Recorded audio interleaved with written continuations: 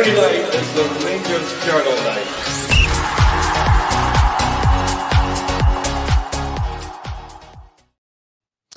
Yes, hello everyone. It is me, it is Andrew from the Ibrox Channel podcast here on the Ibrox Channel's brand new home, the Rangers Journal. And it's Friday night. It's probably one of the best Fridays of the year. We're leading up to Christmas, and I've got an absolute bumper. That doesn't even make sense. I was going to say a bumper amount of guests. That doesn't make sense. I've got some fantastic guests on the show tonight. Oh, you can tell it's been a stressful week, can you? So I've got Billy here. Billy, how you doing, big man? Yeah, I'm good, mate. Great to meet you in person last weekend, and also great to be on my first ever episode of the Ibrox Channel. As surprising as that is, but thank you for having me. Oh no, do you know it was a good wee drink out on Saturday night. It was good to be back in Glasgow and seeing everyone. No, good to have you on, Billy. And of course, we have the man, the myth, the legend. We have Cammy. How you doing, big man? I'm good. Likewise, popping my Ibrox Channel cherry, as they say. So myself and Billy often meet on a Friday to do the Rangers news, so it's good to be doing it, and there's certainly plenty to talk about. So look forward to this, guys.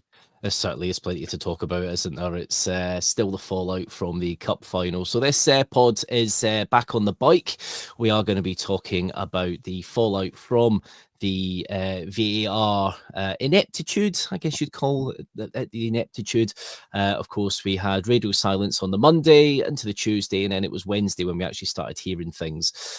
So, of course, it's been an interesting week. So we're going to go through the transcript very shortly, and we're also going to go into Willie Collum's comments, and we are going to have a look at Dundee, because, of course, it's a very special game at Ibrox tomorrow at 3 p.m, because we're not just playing Dundee at Ibrox in the league. It's we're going to be celebrating the 125th anniversary of the wonderful stadium that is Ibrox Park. So we're going to look at that as well. We're also going to be having David joining us shortly. I think he's, it's that time of the year. Everyone's a bit busy, so he's probably struggling to get a bit of an internet connection possibly, but I'm sure we'll see him shortly, so he will be joining us. So yes, just before we kind of go into the comments, Billy, obviously we were speaking about the game on the Saturday, because of course it was a cup final weekend. We were kind of seeing how we were thinking it was going to go. What were your kind of thoughts initially at the end of the game? How did you feel at that point? I guess the magnitude of the penalty decision, or the lack of penalty decision, hadn't actually coloured my feelings at the end of the game. It was very proud of what the team were able to do as regards coming back from being behind and the way they did. Scoring first, which we said on the Saturday night between us was something we needed to do. In fact, me and Cammy even said it, I think, on the Friday. We need to get a goal first against them, which we did. I was immensely proud of the team, not because of, taking it to extra time and, it was a close penalties. These things, it's heartbreaking way to win. Heartbreaking way to lose a cup final in penalties. But just because of the night on Thursday night with the Tottenham game, the exertions that they'd done for that game, I was proud of them because they came through. You could say these two games didn't go the way we wanted, but in a certain way, the team did us proud with these two games. And I think if we didn't have that game so close to the cup final, maybe we would have had more in the tank and got it over the line. But the subsequent, the revelations, I guess, with the VAR stuff has really tainted that, because now I just feel really cheated. Yeah, no, it's hard not to feel that way, isn't it? Understandably, there's lots of other factors in games and stuff, and you look at things, but yeah, no, it's hard not to feel really hard done by, especially that late on in extra time when no team had a shot in extra time. So that would have been very likely, no, don't get me wrong, you're not always guaranteed to score a penalty, but it's an extremely high rate of conversion. You're very likely, especially with high Tav XG, isn't it? Oh, 100%, 100%. Cammy, yourself, how were you feeling straight after the game on Sunday? Anything majorly stuck out for you from that? Not really. We obviously spoke on Monday night and it was still like 24 hours on. It was still quite raw, still sore, and obviously there's been a lot has came out over recent days. Straight after the final whistle, I mean, I've obviously shared this before. I was at the game with my wee 7-year-old.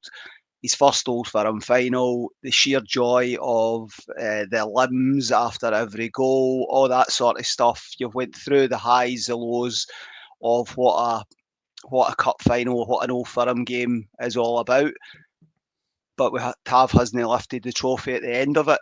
So it was just, I was gutted for him at the time more than myself, and we're now 4 or 5 days on, and that's still the case. But my thing was, Andrew, at the time, with my eyes from the south stand, I said to my wee boy, that's on the line.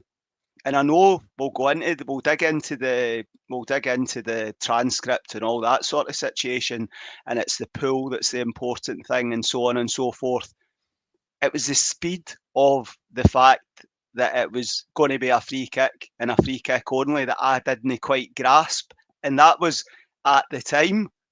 So I'm by no means a qualified official. I'm just somebody that's watched a lot of football and watching it in the stand, so I came away and we were talking about it in the supporters bus going back, and not believing that it would actually be. You're looking at the clips and you're seeing the still images and so on and so forth. But yeah, it's just immensely disappointing at the final whistle, and still a bit like Billy, cheated, incompetence. There's so many descriptions that you could use, but ultimately we should be going into this game tomorrow looking forward to somebody taking the trophy round the park at half time as part of the stadium celebrations, and unfortunately we're not. Yeah, that's something we've not had the ability to do often in recent years as well. There's a whole generation of kids, like you say, like your wee man, that's not really experienced that enough. Like we were quite growing up, we experienced a hell of a lot more than what kids do now. And yeah, no, it is sad in that respect. Now, as you say, we obviously had an official, our resident official, Gary, on the pod on Monday. So, guys, if you haven't seen that, head to the Rangers Journal YouTube. Gary broke down a lot of the big calls and big decisions, and it is quite surprising how many of those, because for me, it's not just obviously the penalty incident. Obviously, some Celtic fans will say there's some things they should have had. There should have been a card, there should have been another card, even though we had 8 yellow cards there too. But also the build-up for Celtic's third goal, which was the clip on Diamande, which, don't get me wrong, wasn't intentional, but it doesn't matter if there's intent there or not. He's taken him out the game, and he would have been there to stop Kuhn scoring. So, there are lots of other things. And the good thing is Gary broke them down very well. So do head back to the YouTube for Monday's pod, and you'll see all the breakdown there. So we have the transcript here. So obviously the transcript came out yesterday. Of course, VAR, they do a VAR kind of monthly review show. The SFA do with Gordon Duncan and obviously Willie Collum.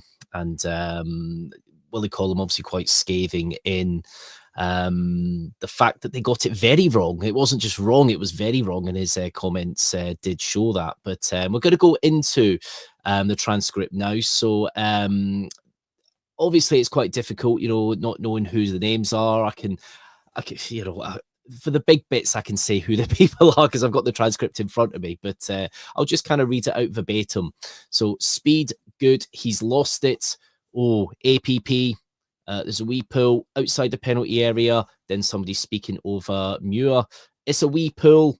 Yeah, but just outside a bit. It looks just outside. Okay, number 5. It's just outside the penalty area. Not much more in it than that. Pulled him. Yep. He's just, you can see just outside there. It's really close. Spoken at the same time. So obviously everyone's talking over each other. Loses his traction. He's pulled him down. He pulls him. Yeah. It's more outside than he goes there, Joe. Did he? I just didn't think it was a penalty. Really close, but 100%. We'll reset that. And then, of course, John Beaton's then kind of chiming back in at this point, going, okay, guys, are we good with that in the VAR centre? Yeah, we're good to go. No one going checks. That's Alan Muir. And then obviously John Beaton goes, thanks, mate. So, Billy, obviously that sounds like a bit of a mess while I'm speaking with that. Obviously, you've probably heard the audio yourself, like I think we all have. How did that sound to you? It sounded very, very rushed, and it sounded very much like they made a decision right away. Like, it's just a wee pull. A wee pull is still a free kick. There's no check. There's no detailed check, at least, for where the foul happens. and that's something that if you're on the edge of a box, Cammy, you said you've seen it. I've seen it on the TV. I'm like, oh, that looks like it's on the edge of the box. Why is there no check to see? Why is there no different angles? All the usual thing to see where that happens. It very much feels like they didn't want to make a decision. That's what it comes across as to me. Is it Frank Connor that says more out than and then stops himself? Because more out than in still means some of it's in. Which means Alan Muir, and it goes, it's it? just outside the penalty area, not much more. Oh no, wait, I'm reading the wrong bit. It's Alan Muir. He goes, you just can see he's just outside there. It's really close, but then someone speaks over him. Right. But it's really close, which means we need to have a look. Yeah, we need to have a look at this. So it's. I sit here, and I think I said in the chat this morning, I need to have a rant. I'll come back from that statement because I'm not a good ranter, but it's just very frustrating to see it laid out like that. And you know, I've read the transcript, I've listened to it. How are we meant to sit here and say that was one, thoroughly looked at, which wasn't, and two, wasn't deliberately moved on from quicker than it really should have been? And the reasons behind that could vary from someone not wanting to give a penalty to the Rangers. That's, I guess, on one side of the scale. Another side of the scale is someone being afraid to give a decision against Celtic. So what is it? Because I don't think that can be incompetence. There's 3 people in the VAR room, I believe, plus a linesman looking right along the line. There's the picture of the incident. You can see the linesman looking at it. He must flag that to the attention of the referee that could be close. VAR should look at it. And I know John Beaton gets a bit of pass marks or overlooked for, he's not seen it, but he sees that it's close. He says it's close. Why doesn't he ask for a better, look at it? Can you just look at that? Why was none of these things done? That's the frustrating part of it. And the other frustrating part is, what on earth can we do about this? What can we do about this decision, and what can we do about any decision going forward? Yeah, because when you see the bit where Alan Muir goes, it's more outside than, and then John, did he? And then John Beaton kind of chimes in, I just don't think it was a penalty. And then Alan Muir goes, really close, but. And then Frank Connor goes 100%. So obviously the 4 people who are involved in this conversation: John Beaton, Alan Muir, Frank Connor, and David McGeechy, who's the kind of main stand linesman. Obviously, yeah, very well said there, Billy. Can I point that out? That RFC 72, I forgot to say that. Someone says at the beginning, I don't know whose name it is there, Andrew, but that's a penalty. Because that's my initial. I thought it was me saying that when I heard that back, because that's what I was saying in the living room at the time. A few of the transcripts I've seen doesn't have that bit, but yeah, there is. When you hear, there is somebody that shouts something quite distinctly in the background that then gets kind of spoken over. For me, I know it's a cup final. I know that there's obviously a lot going on. I don't know if maybe there's a side to it. You think that, are they told now to make decisions quicker because of the amount of time it's taken on the park to make things a little bit better? Like in England, things have got speeded up a little bit with automatic offside and stuff. Cammy, what did you make of all that? What are your kind of main thoughts on that? I don't like VAR before the decision on Sunday. This only makes my dislike of it even greater. I don't have an issue when decisions go against Rangers, but I don't blame John Beaton in this instance at all, because he's refereeing. He thinks it's just on the line. He's probably, the game's going fast, etc. This was the whole purpose of VAR coming in, was to get these sort of decisions right. What's the point? To be honest with you, you go back to, without sounding like a paranoid Celtic supporter here, you go back to 2019, Christopher Julian scored an offside goal, right? VAR wasn't a thing then. We are now 5 years on, and VAR is a thing, and that's us likely lost a cup final off the back of, we didn't have technical assistance. We do have technical assistance. Rangers still come out on the wrong side of it. It scunners me. It's a well-kent phrase of mine. It scunners me in my love of Rangers and Scottish football. Because Is it cheating? Is it incompetence? I think it's a combination of a lot of things. I think people don't want to get a new double glazing. They need to get new double glazing in 9 days before Christmas. There's fear. There's fear over the reaction that the individuals concerned and their families will face off the back of giving a decision against Celtic. And that's, you've got their manager today coming out with all the, you get some and you don't get some. He needs to remember what he said in the past. Recent past as well. In the recent past, do you know what I mean? He's like, I'm not going to go on to a rant, but it's just a complete mess. But Rangers as a football club and Philip Clement has a responsibility to keep this topical. Willie Collum wants this to be put to bed now. He wants that these officials to be taken out of the firing line this week. They shouldn't be seen for the rest of this season. There has to be some sort of punishment. If you get something massively wrong in your job, there's consequences for it. Gross misconduct or whatever you want to call it.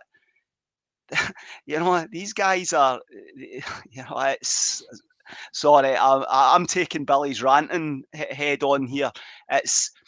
We're playing Celtic in 2 weeks' time. Philip Clement has to keep this in every press conference. I was listening to Heart and Hand earlier and they spoke about it, and the players, this has to be constantly spoken about. Well, hopefully the referee's on it, hopefully the officials are on it, hopefully the VAR team's on it. We'll turn up. Let's hope everybody else is on their game. We need to keep this because that's what Celtic have done as a football club and an organisation at every level for the last few years.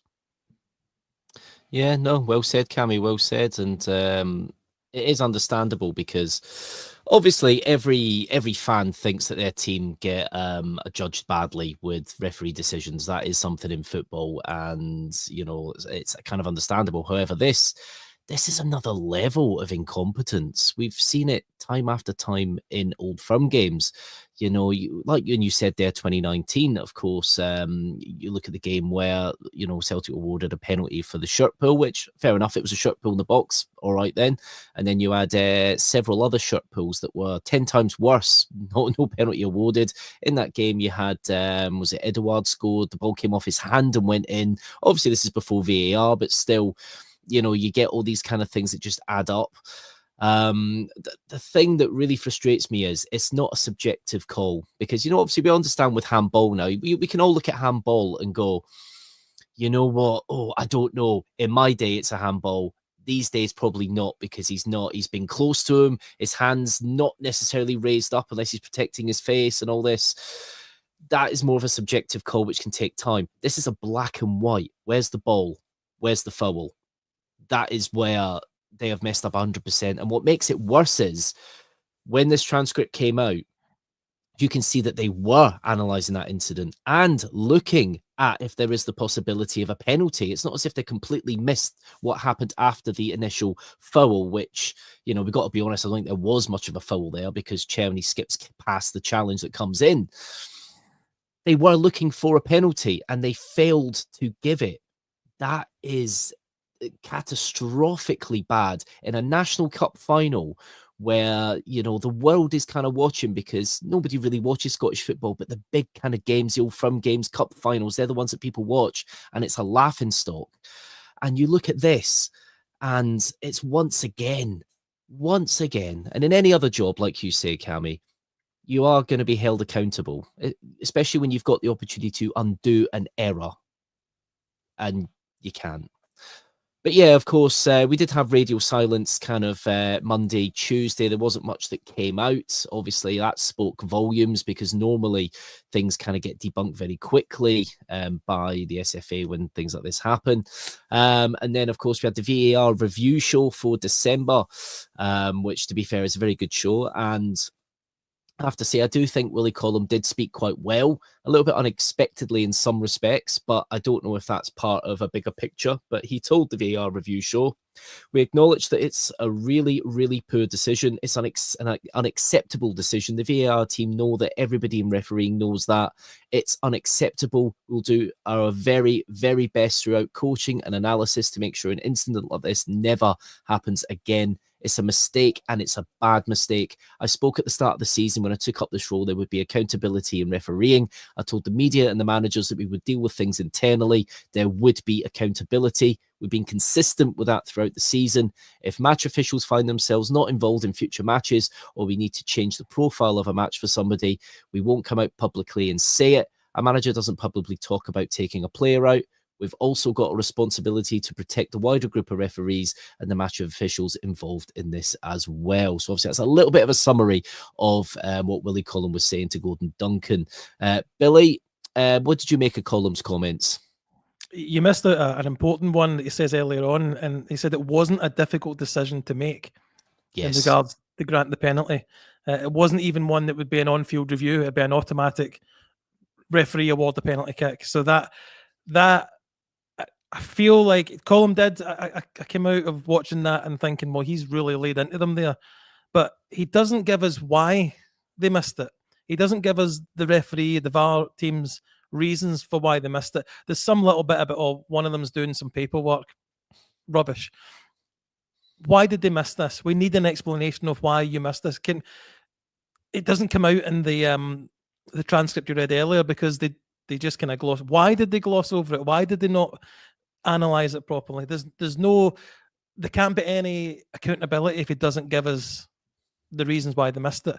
And fair enough, they're not going to say, you're talking there, we're going to keep it in-house. How is that then accountability? Because we don't know what happens. Silence. Yeah, it's covering it up. It's that's the opposite accountability.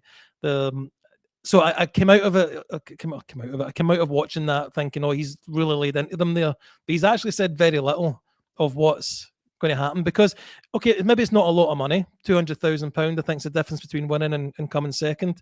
But that's £200,000 out of Rangers' prize money for the season. Are they giving us that back? What about the players looking in that possibly have been linked with us and we're making inquiries about, and they see, well, that's another cup they've lost. Maybe they go elsewhere. What's the other ramifications of this miss if we had to go on and this missing of the penalty? Sorry, if we go on and win the cup, it goes beyond just a simple, oh, they made a mistake. We need to know why they made that mistake, and that's going to be part of the way forward. And if they don't come out and tell us why they missed it, I guess they can't come out and say, look, they're scared of getting the windows panned in, like Cammy said earlier on, but there needs to be some actual explanation of why they didn't award that penalty. I agree. And you know what? There was so much not just hinging on that game being a cup final. We kind of build that week as a kind of make or break for Clermont because Clermont couldn't lose another Old Firm game, really. I think that obviously there's no credit in the bank at all. Obviously, we've seen a fairly decent-ish display, especially after Spurs game, but Clermont could have lost his job at the end of that match, and he could have. Cammy, what did you reckon? What did you reckon when you heard this yesterday from Willie Collum? I mean, I'll echo what Billy says, and I think yourself about this programme, the VAR decisions and so on and so forth. I think it's a good initiative. It is a positive that we are getting at least, as much as decisions are still getting made wrongly, at least there's a bit more sort of visibility and a bit of communication that's coming out. I thought he spoke well without saying much. And another phrase that I use an awful lot is actions speak louder than words when it comes to how Rangers operate, whether it's a player or a manager. I think the same situation applies here, particularly with those that were involved. And I don't expect John Beaton to be punished for his part in it because I don't think he's culpable at all. Don't think he had a great game across the piece. I think you said earlier that Rangers had 8 bookings, which is mental. He must have had a bet on like over 45 points or something like that, So I didn't think there was really a great deal of bad tackles in the game. But if we get to the 2nd of January and Alan Muir, etc., are back doing top league games, mean, that there's no punishment. It's just, well, you'll miss out the week before Christmas. You can get the last of your Christmas shopping done, and then we'll forget about it, and then you can just go on as if nothing's happened. Oh, and then at the end of the day, we're without the first trophy of the season. The manager he's got something to build on for the rest of the season. There's so many factors, but the idea itself, the programme's good. The audio is amateurish. The language used is amateurish. Willie Collum comes across better in these programmes than he ever did as a referee, to be perfectly honest with you, which is a surprise. I was never a great fan of him as a referee, but I think the guy that's been given the gig, is it Martin Atkinson? Is he the head of VAR now? Yeah. I'd be a penny for his thoughts. It'd be interesting to know what his take on the matter is, or is it just, I'm just in the door, I'm not gonna speak about it at all, because ultimately there's a huge training need being identified. If it is just the fact that they're incompetent, that's the reason for the decisions. Yeah, no, well, yeah, he's definitely got a bit of a job on his hands. We haven't really heard too much from him since he kind of took the position, because I thought realistically VAR was going to be headed up from somebody from the XFA per se, because I thought that would have been quite good. I wasn't really a big fan of Willie Collum because in that respect, just because of how many high-profile mistakes across so many teams over the years. Don't get me wrong, he's one of our most senior officials, but that doesn't mean that you're necessarily good at your job. I thought it'd be good to have somebody independent come in to, change things up a bit. But it would be interesting to hear a penny for his thoughts. But also, when you look at the people that are, getting the slap on the wrist and getting demoted, let's say, to the Championship or League One, League Two, it's not fair on the teams down there. If you've got officials that can't actually referee properly or follow the rules properly, it's not fair on the other teams like the Livingstons, the Cowden Beaths, the Stenhouse Muirs of the world, to have them parked on them as a punishment, because it's not their fault really, is it? But yeah, obviously Rangers did put out a bit of a statement. Personally, it was a little bit of a powder puff statement. They kind of obviously acknowledged the SFA saying that they messed up, and it kind of just seemed like a bit of an abrupt that's it now. I know we get called Statement FC, but I thought with this one we would kind of push a little bit more, just because Patrick Stewart's in the door this week. I know he's got a lot of things on his plate, but once again we've lost out in a very big game due to incompetence, and it just can't continue. Obviously, first week for Patrick Stewart, Billy. What have you made of kind of some of the comments he's made so far? I know we've not exactly seen a lot from him. We've seen a little interview with RTV and kind of some words in the statement. But what do you reckon so far? If I can just bring you back to this, what you said a second ago, Andrew, the Rangers statement. I took it more as a reply to the kind of column interview rather than an official statement. We'll wait and see if that's true or not. But I guess if you give a statement, then people can attack you for it. If you're just replying to something, that's maybe a wee bit better. But to go on to Patrick Stewart, mate, sorry. I quite liked his interview. I thought he spoke quite well. He certainly doesn't seem like he's going to be this firebrand coming in with like a big hot poker to stick places. But he had a tough first day in the job, a first official day in the job. He did do what we wanted him to do, and that was to raise the concerns of the penalty incident with the SFA. And he conveyed that to us, which is good. We weren't left in the dark if whether the club had done anything or not. But as regards his interview, sets out what he's going to be doing and how it's going to be more day to day. And he mentioned the chairman as well.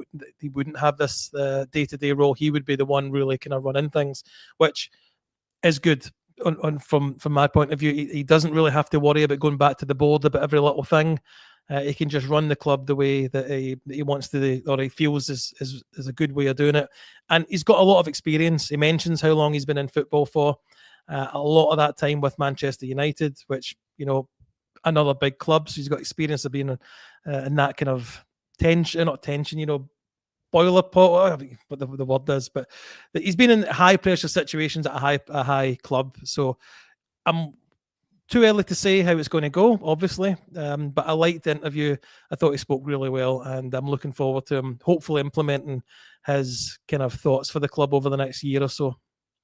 Yeah, I thought he spoke.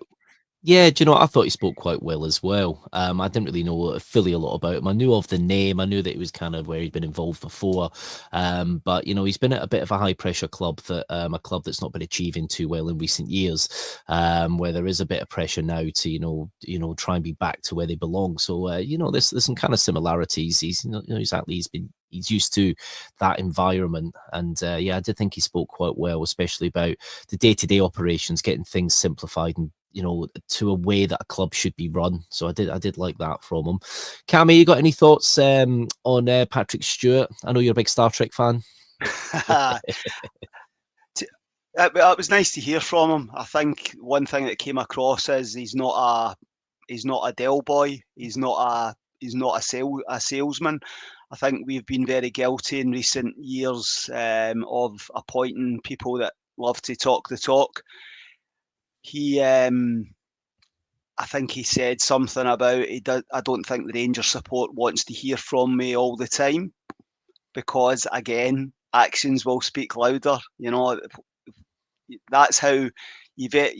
If you're a successful, well-oiled machine, you don't want to be hearing. If you're successful off the park and successful on the park, that's because he's the head of it, and he's got people working for him that are doing their jobs in all areas. So we'll just have to wait and see. I think it's important that we've got these appointments in place, and we have to hope that across the next 6-12 months that we start to see progress. But I think it was very much a soft soap sort of there was nothing groundbreaking from it. But yeah, wish him well, and hopefully he's in post for a while and he's successful. I think that's what we need, stability, isn't it? Somebody that is in a post for a while where they can actually kind of follow their plan that they kind of set out, because that's something obviously we've not seen with a manager in recent times. We've always been quite, I don't want to necessarily say knee-jerk, but a lot of them have had to go when, you know, things have got bad. We might have actually had a little bit of an advantage by not having the finances to potentially, you know, get rid of Philippe Clement, for example, because, you know, I think, you know, there was a good 80% of fans that thought, you know, including myself, this isn't working and this isn't working at all. And then all of a sudden things have kind of clicked, and we've never really got to that stage, have we, where you can see you've had that time, because in Scottish football, when you drop points every week, you're not staying in your job if you're at one of the big two. It's just not happening. So yeah, no, it's interesting to see, and hopefully a lot of stability upstairs now. So of course, I'm sure the VAR stuff, the controversy will still run on into the next few weeks, and we'll definitely be covering that on the Rangers Journal and of course the iBooks channel podcast. But big game coming up tomorrow. We are thank God playing our next game just to get that cup final out of our minds. But it's a bit of a special game tomorrow, and it's not just the fact we're playing Dundee at 3:00. It is the 125th anniversary kind of celebrations tomorrow, where there's lots going on at Ibrox. So of course you've got the club's official museum, which is open from 9 a.m. to 12:30 for the fans. There's going to be heritage themes activities for supporters in the pre-match fan zone to enjoy, opportunities for photographs and stuff. And there's going to be a display in the Sandy Jardine stand prior to kick-off as well. So I'm interested to see that. And we are going to be pulling on the famous heritage kit for the first time, and probably the only time, because we only seem to do that with our fourth kits. And there's going to be lots of other things going on as well. Billy, what do you think to the heritage kit? And do you believe if there is a bit of a jinx with these fourth kits? Oh, I mean, I remember we wore a fourth kit against St Mirren, didn't we, a couple of years back, and Yes. beat. I mean, I like the concept of it. There's there's too many kits. It should be a blue home and a white away, and that should be it. And that's it. And they both should be the exact same kit, just different colours. That's completely agree. Same pattern, yep. Different colours. Yep. Completely agree. Same. So yeah, I mean, it's nice. It's nice they're making a big deal of it. It's nice. Again, you're saying move on from last week. There'll still be that bitter taste with the fans. That I think it was yourself that said that we're not going to be waving that trophy around at half time. But the fact there's so much on is going to be good to mark the occasion. So I hope everyone going along. I believe it is going to be sold out or pretty close to it. So go along early, take advantage of everything that's there, and appreciate the club and the stadium that we've got there, because it's not every club in the world has what we've got. So taking that time tomorrow just to walk around the place, take in the atmosphere, get along with everybody, have a good laugh, and then hopefully go in and smash 6 or 7 past Dundee after it. Do you know what? You're totally right. And it is something we take for granted a little bit, how incredible Ibrox is. Obviously, I was back up in Glasgow on Saturday for the Rangers Journal night out, where we had a good night. And earlier in the day, I went over to Ibrox, went to Edmonton House and just walked around the stadium. And, you know, you see so many nice modern stadiums these days, but they just don't have that soul that our stadium has. You look at the front of Ibrox, obviously designed by Archibald Leach, and it's just incredible. It's got that lovely brick, and it is just something that you're just in awe of, especially if it's all lit up nicely. So yeah, no, I totally agree with you there, Billy. Totally agree. Cammy, are you heading on long to Ibrox tomorrow, and are you looking forward to it? Yes, Saturday 3 p.m, which is doesn't happen often enough. So it'd have been, to be honest, it'd have been good to have had a midweek game. You know, we've had loads of midweek games. It'd have been good to actually get back on the bike, as the pod is titled, so that you could actually get the frustration of the cup final out of your system. So I think it's important that we get a result tomorrow. It's good that the club are making a bit of a fuss of the anniversary. I'll never get tired of going to Ibrox. Sometimes you'll get tired of going to watch what's up on the park. That's just the life of being a Rangers supporter, and you're not winning and that sort of thing. But I think back to when COVID and we weren't at Ibrox for so long, and when you were allowed to travel, and then I remember getting the subway for Glasgow city centre on like a Thursday afternoon, just to do what you described, Andrew, just to go and just walk around the stadium and see if there's anybody at the front door, and just it's a place that's gave me so many unbelievable memories across my adult life, well, my life, all the way since I first went as a 7-year-old, which wasn't yesterday. So I hope I'm going to Ibrox for a long time to come, and there's many more happy moments. You know, that's the disappointment of Sunday makes you enjoy the good times even more when they do come back, and I'm sure they will. Sure it will turn around, and I'm looking forward to a good day tomorrow and get 3 points ahead of a busy schedule. Do you know what? You've just said that perfectly. That's like taken from my heart right there. Just absolutely love Ibrox. It's just such an amazing building, and it's what amazes you as well. You get, you know, so many big teams come over to Ibrox, and obviously remember the famous video with Jude Bellingham with Dortmund coming out the tunnel, going, "Oh, what a gaff!" You know, and these players have experienced some of the biggest grounds, you know, stadiums up to 120,000 seaters. But Ibrox is different. There is just something with Ibrox, isn't there? It's just an amazing stadium. So yeah, no, I completely agree with you there. So obviously it is Dundee tomorrow, a team that I was looking through the stats have scored the same amount of goals as us this season, and they are further down the table. So yeah, we are kind of crashing back down to earth with a bang a little bit. Obviously, we've started to find a little bit of form, and I don't think it's going to be a 1-0 game tomorrow by any stretch of the imagination. But if you look over our last kind of 5 games v Dundee, so obviously the Scottish Cup, League Cup, quarterfinals, we beat Dundee 3-0. Before that, 14th of May, we played Dundee. We beat them 5-2, which was a bit of vengeance for that 0-0 game in April, which was the 15th rearranged fixture for that microclimate on Tannadice Street in Dundee. And before that, we kind of beat them 3-1 earlier that season, and then 5-0, I think, in the first encounter up at Dens that year. So, Billy, I know you were mentioning hopefully maybe 6 or 7 put by them. Are you expecting goals tomorrow? Yeah, I believe so, because the stats you were just talking about being equal with Dundee really covered a bad period where we weren't scoring many goals, and in the last couple of weeks we have been putting goals together.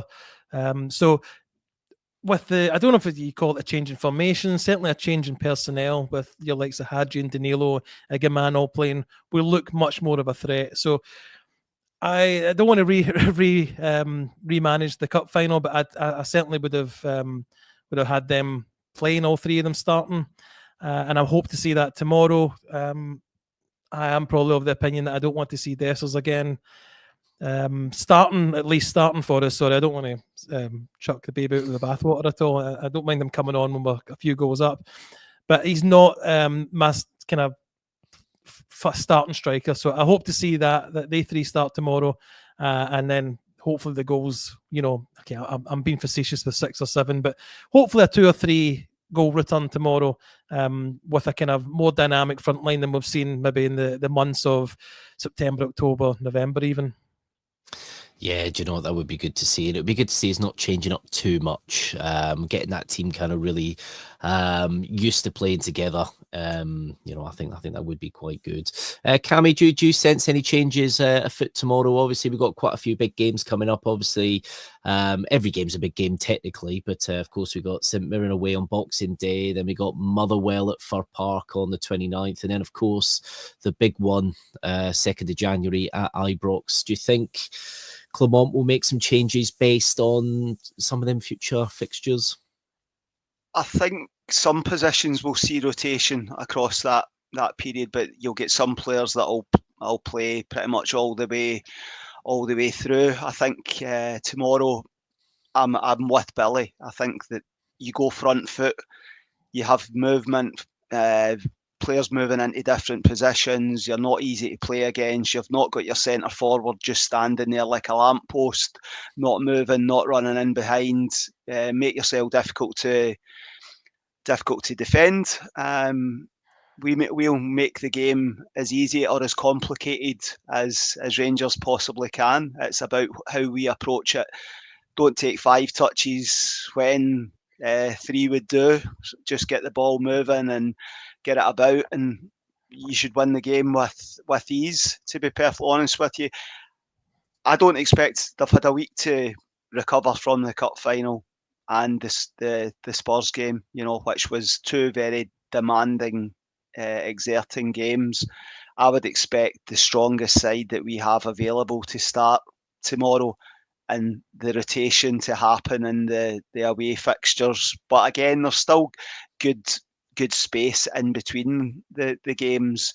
But the likes of Balogun and Sterling potentially will rotate across the centre half position across the next 3 or 4 games. Jeffrey and Ridvan might rotate across the left back position.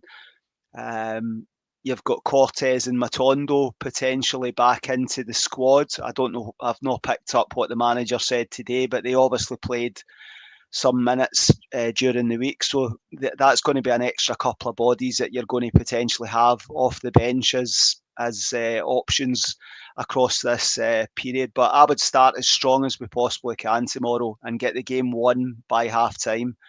And then you can try to address that goal difference situation. Yeah, do you know what? It's not something we ever do enough, is it? We always have laboured games. It's even the games at Ibrox when they're not like 12 o'clock kickoffs. So it would be nice to go, kind of 20 minutes in, 2-0 up. That'd be quite nice. And then you can kind of start playing some nice football and kind of start racking up the goal difference a little bit, because it's something that we've been terrible with this season, and we're starting to find that little bit of something clicking now, where I think Hadji seems to be an important piece in there. Obviously Bajrami, and of course Eggman is just an absolute breath of fresh air, and I think it's just revitalized that whole kind of strike force at the front. So obviously we're without John Suter, obviously Cashin Wero's probably never going to see him again. Tom Lawrence is kind of working his way back to fitness, allegedly, so I guess that is another option potentially in the next few weeks for Philippe Clermont. Dundee have got quite a few injuries though. Adewemi is a doubt. that he got in the game against Hearts, which I think was the 2-0 defeat, which they've had a very mixed bag of results. Dundee, they really are a mid-table team when you look at kind of the results they've had this season. Zayed Lakesh, it's got hamstring. Scott Fraser's groin. Joe Shaughnessy's knee. So they're all doubts. Clark Robinson with his thigh, they all remain out. So yeah, quite a few injuries for Dundee kind of going into this one. Looking at the way that they kind of shape up, obviously they haven't scored a lot of goals, neither have we, to be honest. In our last 10 meetings across the both sides, Dundee haven't won a game. They've scored 4 goals and kept 1 clean sheet, which was that 0-0 draw in April this year. We've had 9 wins, 26 goals scored, and 7 clean sheets in their meetings. I think the last time we lost to Dundee was November 2017. I think you'll remember that game, Cammy, Graham Murty's reign. That was a 2-1 defeat, that was. And they've lost their last 18 away games against Rangers since March 2001. And do you remember those times? That was absolutely weird times in Dundee. They'd been splashing a lot of cash. I think that was it Ivano Bonetti, I think, at the time. Yeah, God, those were strange days when you're seeing like the likes of Claudio Caniggia in, 2004, just playing for Dundee. Absolutely crazy times.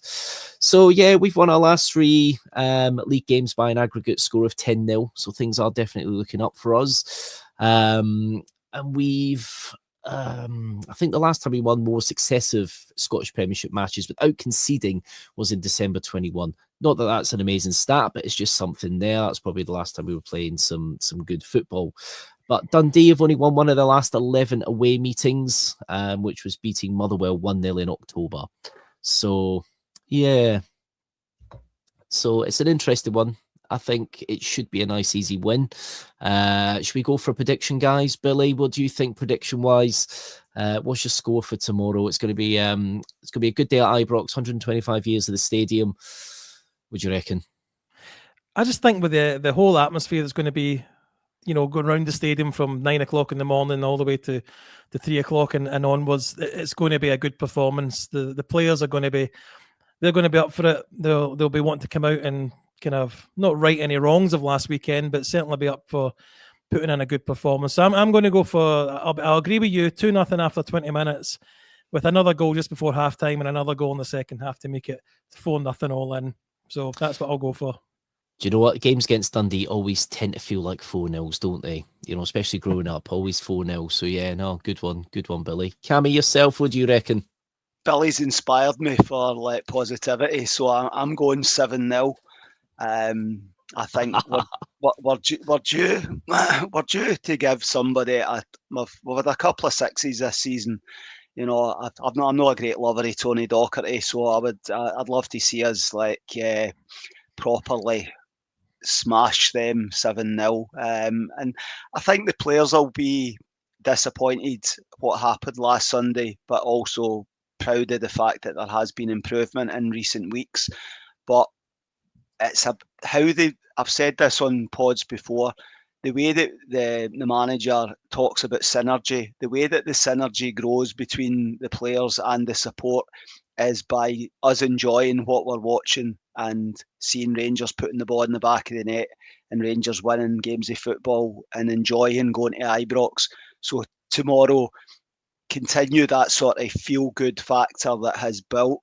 It should have been even greater, but it isn't.